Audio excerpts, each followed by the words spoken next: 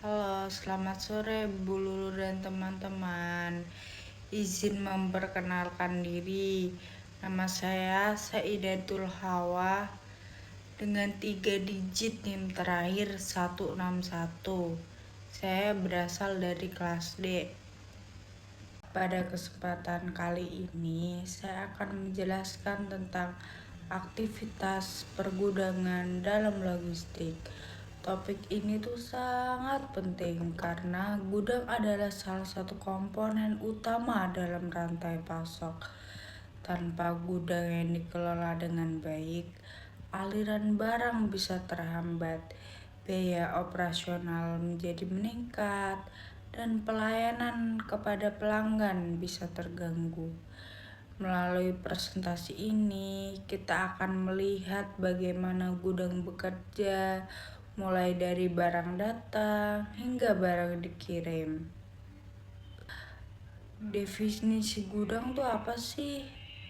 Gudang itu tidak hanya sebatas tempat untuk menyimpan barang, tapi lebih dari itu. Gudang merupakan fasilitas yang berfungsi mengelola, menjaga, dan menyalurkan barang agar aliran logistik berjalan lancar dan efisien. Contohnya tuh di industri makanan, gudang menyimpan bahan baku seperti tepung, minyak, dan bumbu sambil memastikan stok selalu siap dipakai agar produksi tidak berhenti. Jadi, gudang memiliki peran aktif dalam mengelola kebutuhan barang. Terus, peran gudang sendiri itu apa sih? Gudang memiliki beberapa peran penting dalam rantai pasok. Yang pertama, sebagai penyimpanan persediaan, memastikan barang aman dan siap kapanpun dibutuhkan. Yang kedua, konsolidasi, yaitu menggabungkan barang dari beberapa pemasok. Yang ketiga tuh ada cross docking, barang tidak disimpan lama, contohnya di ekspedisi seperti JNT. Yang keempat, penyortiran barang seperti sorting center milik Shopee Express. Yang kelima, perakitan ringan, misalnya menyiapkan paket bundling atau hampers. Yang keenam tuh pusat pengiriman barang ke berbagai tujuan. Yang ketujuh, penanganan retur, yaitu barang yang dikembalikan oleh pelanggan. Nah, melalui peran-peran ini, gudang berfungsi sebagai penghubung penting dalam logistik. Yang keempat tuh ada fungsi operasional gudang. Secara operasional, gudang tuh menjalankan beberapa fungsi utama.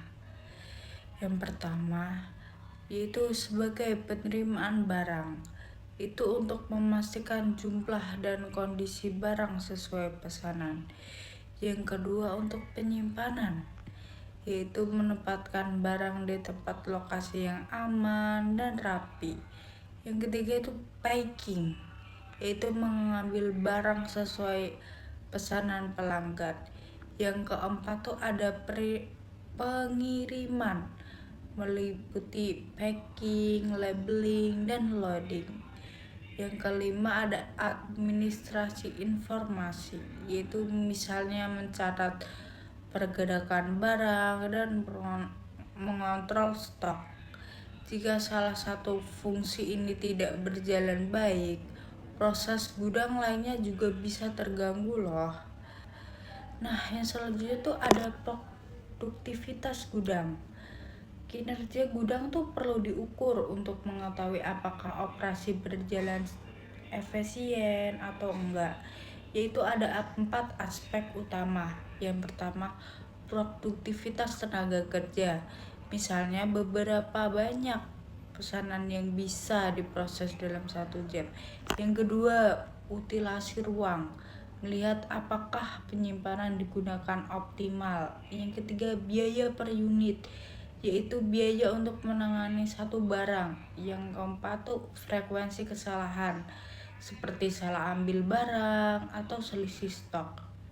Contohnya tuh ada di gudang Amazon, itu bisa memproses ratusan pesanan per jam sebagai indikator efisiensi tinggi. Nah, yang selanjutnya tuh ada penerimaan barang dan peralatan.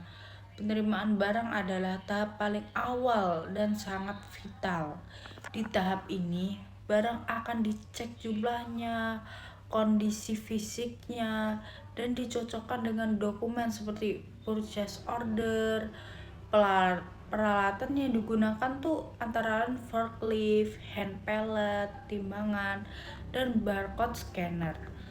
Contoh kesalahannya tuh ya, misal barang ada 100 tapi tercatatnya cuma 98. Nah, kesalahan kecil ini tuh yang membuat stok tidak akurat sampai tahap picking dan pengiriman. Yang ketujuh tuh ada penempatan barang atau put away. Setelah barang diterima, barang tuh harus ditempatkan ke lokasi penyimpanan yang tepat. Proses ini tuh meliputi menentukan lokasi, memindahkan barang, menggunakan forklift, dan mencatat posisi barang dalam sistem.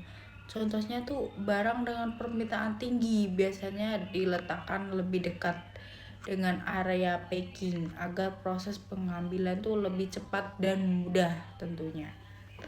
Yang ketujuh tuh ada penyimpanan palet. Untuk barang berat atau besar, gudang biasa menggunakan sistem ini nih. Barang disusun di atas rak palet, lalu ditempatkan di rak, khusus menggunakan forklift. Keunggulannya adalah ruang lebih efisien, barang jadi lebih rapi, dan proses pengambilannya lebih cepat. Contohnya tuh di gudang minuman botol, beras, atau mie instan hampir selalu menggunakan penyimpanan palet. Terus tuh ada yang namanya penyimpanan non palet. Itu sebaliknya dari tadi ya. Barang kecil atau ringan biasanya tidak menggunakan palet. Metode ini disebut penyimpanan non palet yang bersifat lebih fleksibel dan cocok untuk barang yang sering keluar masuk. Nah, contohnya tuh di gudang minimarket itu kan menyimpan kosmetik, makanan ringan, obat saset, dan barang fast moving lainnya. Itu ditaruh di rak biasa. Nah, terus selanjutnya tuh ada order packing dan sortasi. Packing atau pengambilan barang adalah tahap yang sangat penting karena langsung berhubungan dengan pesanan pelanggan. Di sini, pekerja tuh mengambil barang sesuai order, kemudian disortir berdasarkan tujuan pengirimannya. Untuk mengurangi kesalahan, biasanya pekerja tuh menggunakan scanner agar barcode barang tuh cocok dengan data pesanan. Jika packing salah, pelanggan bisa menerima barang yang tidak sesuai, sehingga tahap ini tuh harus teliti banget.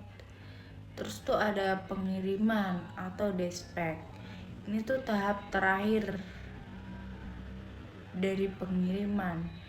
Barang yang sudah di-pick, kemudian di-packing, diberi label alamat tujuan, dimuat kendaraan, dan dikirim. Tujuannya tuh untuk memastikan barang tiba tepat waktu dan dalam kondisi baik.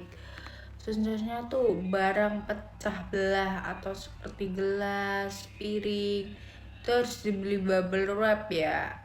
Terus ditempatkan di posisi aman saat dimuat ke truk. Nah, dari semua proses tadi tuh kita bisa melihat bahwa gudang berperan sangat penting dalam kelancaran logistik.